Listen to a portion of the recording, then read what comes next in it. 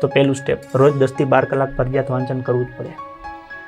આ કમ્પલસરી. ઘણા એવું કે 2 કલાક વાંચીને પાસ થઈ જવાય, મને નથી ખબર એવી. હું આ સિસ્ટમનો માણસ છું કે ભાઈ 10-12 કલાક રોજનું વાંચન હોવું જરૂરી છે. આવું કેટલા દિવસ? મિનિમમમાં મિનિમમ, ઓછામાં ઓછું 6 મહિના. મિનિમમમાં મિનિમમ કેટલા મહિના? 6 મહિના.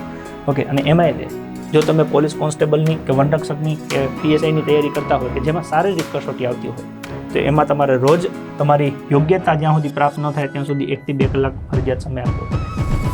તો કે આ યોગ્યતા એટલે શું? તો કે માનો કે તમે પોલીસ કોન્સ્ટેબલની તૈયારી કરો છો અને એમાં તમે રનિંગ કરો છો, તો રનિંગ તમારે 20 મિનિટની અંદર પૂરું કરવું પડે.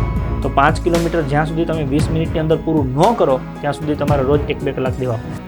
પણ માનો કે તમે 19 મિનિટમાં પૂરું કરી નાખો છો, તો પછી તમને છૂટછાટ એમાં. પછી તમે ભલે અઠવાડિયે એકવાર દોડો, 15 દિવસે દોડો, એનો વાંધો નહીં. પણ તમારે ધારો કે 25 મિનિટ ઉપરનો સમય થતો હોય તો તમારે ફરજિયાત 1 કે 2 કલાક દેવું પડે, કેમ કે એ તમારી એક લાયકાત છે કે તમારે 25ની અંદર દોડવાનું છે. તો પહેલાં તો એ તમારે સિદ્ધ કરવી પડે.